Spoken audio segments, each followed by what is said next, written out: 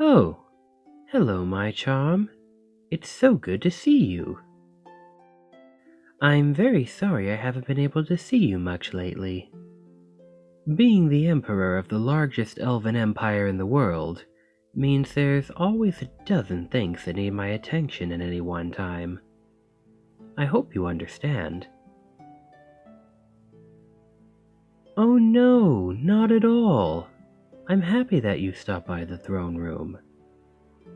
Although, part of me wonders if I should still call it a throne room, given I replaced that stuffy, uncomfortable throne with a mound of pillows. The pillow room doesn't sound nearly as regal, though. But I digress. How is my newest consort doing?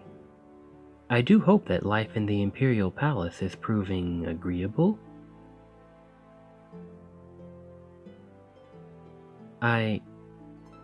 Oh, I see. Even without you saying anything, I can see that something is weighing on your mind. What's the matter, my charm? Shh. It's okay. Why don't you come up and sit next to me? There's plenty of room here. Are you feeling a bit overwhelmed? I realize that prior to a few days ago, you weren't expecting your life to go in this direction. If I recall correctly, you were a slave in your home country, weren't you? Sold by your family so that they wouldn't starve. Awful. Simply awful. You'll never see slaves in my empire. But I certainly hope that life here is better. You can eat what and as much as you like. You can spend your time doing whatever strikes your fancy.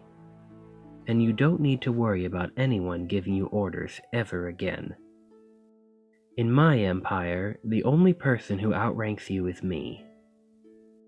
And I don't give my consorts orders. I only make requests of them.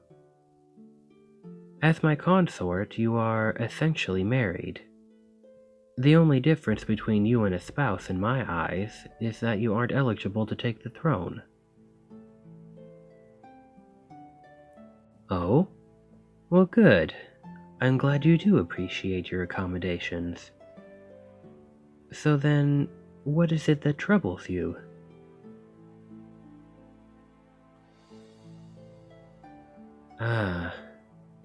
So essentially my other consorts haven't accepted you as one of them, then? Have any of them hinted as to why? It's not because you're human, is it? Most of my consorts are elves like me, but I don't think any of them are normally bothered by other races. Please forgive me. I didn't even think to consider that possibility. I have outlawed slavery in every kingdom within my empire. Because of that, I assume that everyone here would treat you as an equal. But I forgot about the consorts that come from other nations. I suppose the ones who come from countries where slavery is still practiced could still see you as beneath them then. I'm deeply sorry to hear that happened.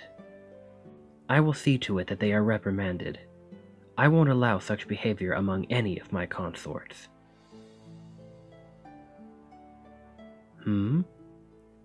What do you mean by that? Oh dear. So yet again I've misunderstood then. I thought the reason you brought it up was to ask me to stop them. You don't really believe them? That you don't deserve to be one of them? Oh, my poor, sweet charm. That couldn't possibly be further from the truth. Do you remember how we met?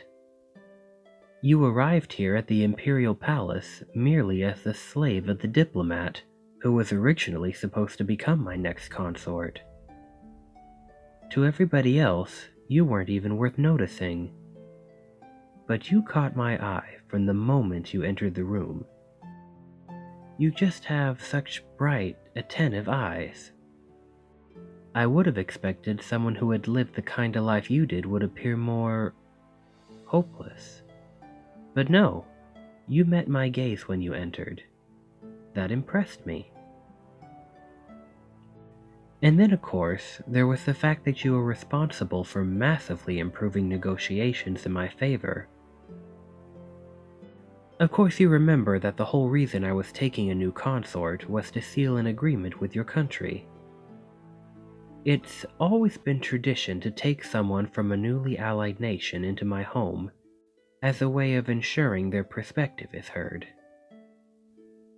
Your master, the diplomat, was making some very strong demands in your country's favor for this alliance. Of course, I was having none of it, and the diplomat clearly was surprised by how poorly things were going for them. It was at that point that they told you to fetch a box of documents with information they thought would change my mind. But little did I know that those were forged, meant to trick me into conceding on some very important points. They even had multiple boxes with different information inside, to use based on how the negotiations were going. But, as it turned out, the boxes had been mislabeled, and the documents that you gave me said the exact opposite of what they were claiming. That put me in a very strong position. I threatened to call the whole alliance off unless my empire was offered some very important privileges.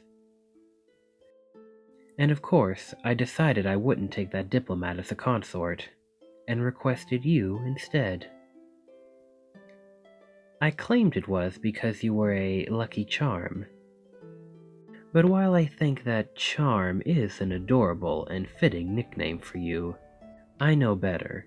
There was no luck involved there at all. Oh, you thought I wouldn't notice? Well, I certainly did. The look in your eyes when the diplomat realized what happened. That was a look of victory. I guessed immediately that you had switched out the documents to ruin their plans. I knew that you would face punishment if they knew you deliberately sabotaged the negotiation, so I framed it as simple luck and took you into my protection. You're here not because of dumb luck, but because of your own bravery and cunning. You refused to let your masters get away with their trickery, and this new life of yours is your reward. In truth, you're more deserving of being a consort than anybody else here. Most of the consorts here were selected by their own nations.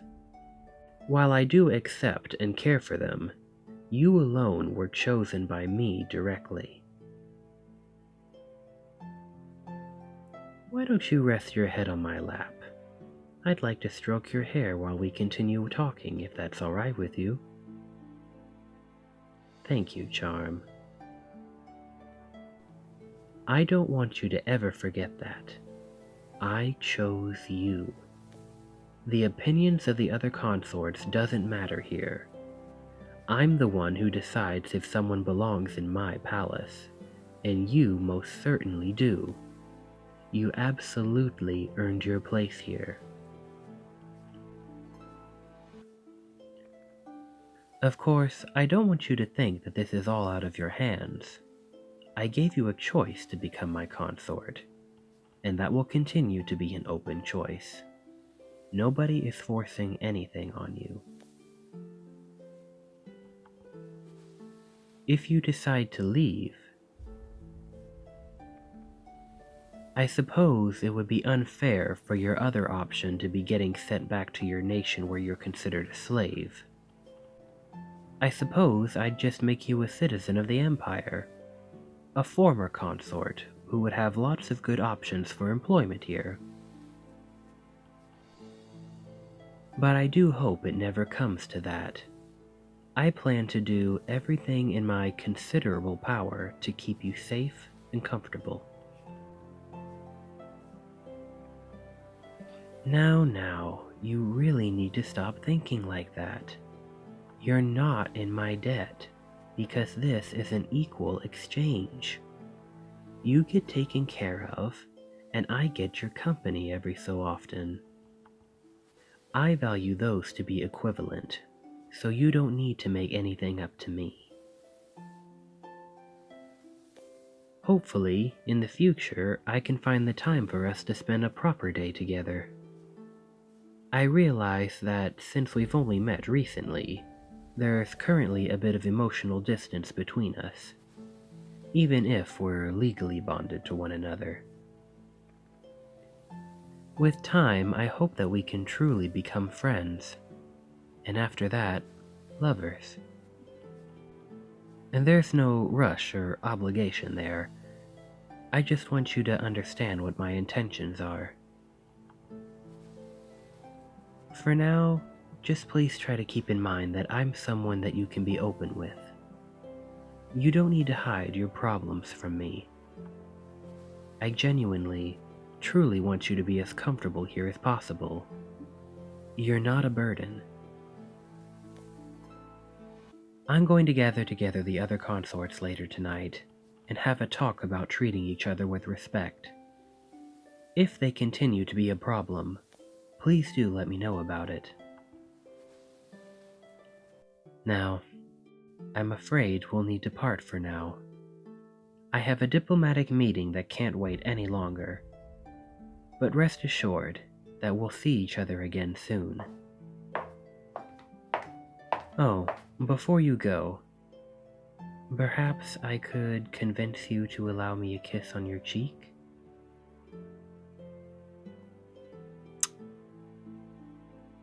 Until we see each other again, my charm, take care and enjoy yourself.